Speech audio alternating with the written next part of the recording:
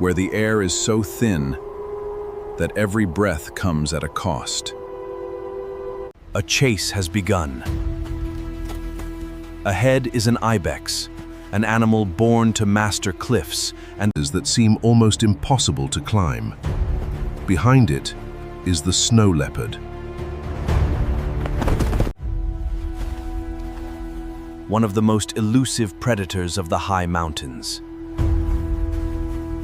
Here, speed alone does not decide the outcome. What matters even more is who understands the mountain better.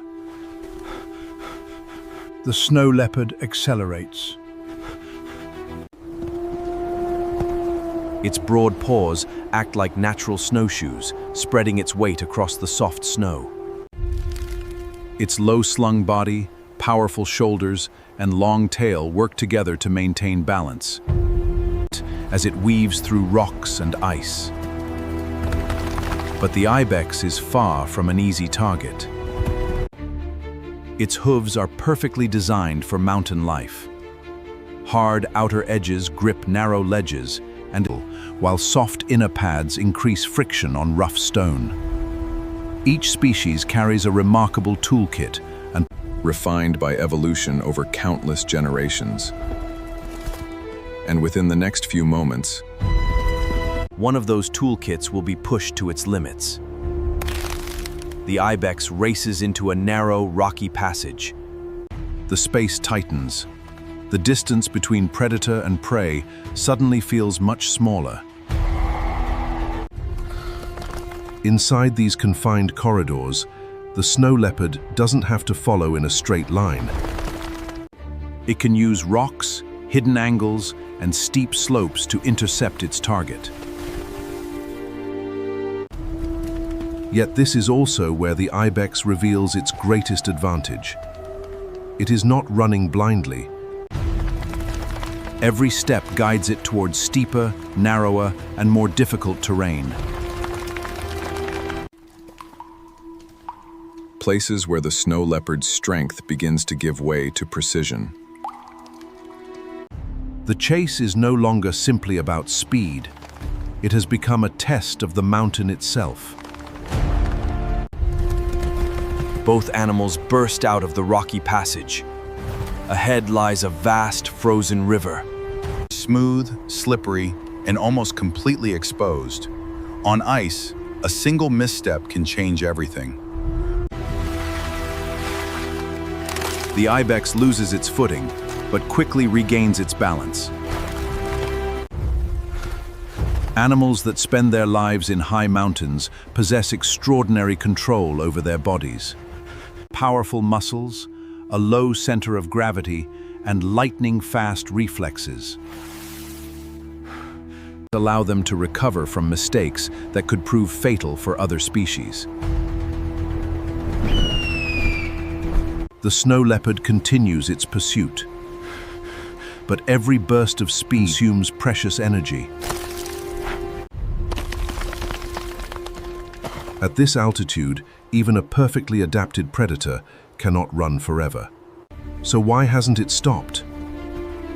High above the chase, a golden eagle appears.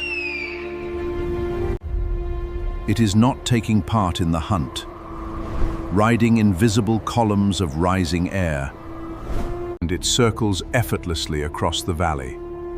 Its extraordinary eyesight scans the landscape below. A struggling animal, an injured survivor, or even the remains of a successful hunt can all become opportunities. In nature, a confrontation is rarely witnessed by only two participants. Other creatures are always watching, and in the mountains, no source of energy is ever wasted. The terrain changes once again. Ice gives way to a chaotic field of broken rocks. Loose stones shift beneath every step. Hidden crevices lie concealed beneath fresh snow.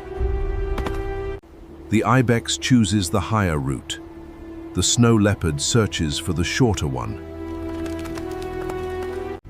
In the wild, Snow leopards usually rely on stealth and a powerful surprise attack, rather than prolonged pursuits. If the first attempt fails, they must immediately weigh the chance of success against the energy already lost. This calculation can mean the difference between survival and starvation. A failed hunt is not merely today's disappointment. It may reduce the predator's chances of surviving the days ahead. The gap begins to close once again. The snow leopard lowers its body, using every available foothold to maintain momentum. Its long tail swings behind it like a counterbalance. The ibex cannot turn back. Its only safe path lies ahead. But ahead stands a deep mountain chasm. Between the two cliffs stretches a gap that leaves no room for error. This is the moment the entire chase has been leading toward. Not the place where one animal runs faster than the other,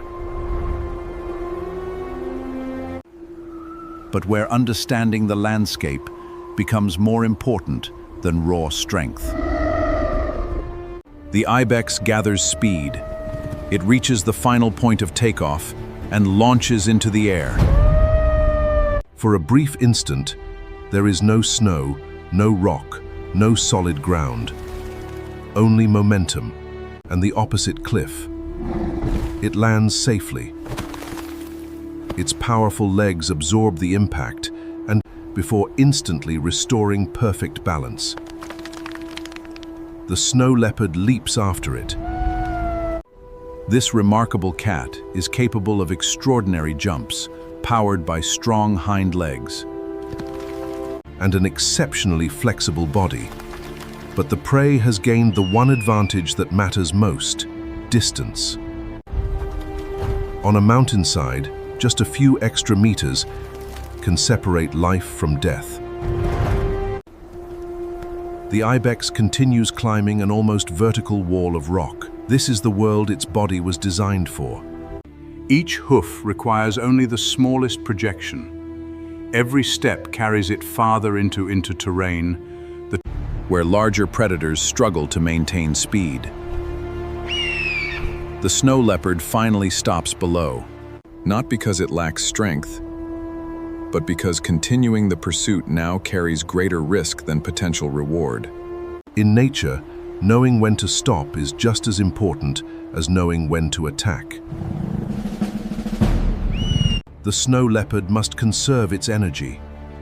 There will be other opportunities, other mountains, and many more difficult days ahead.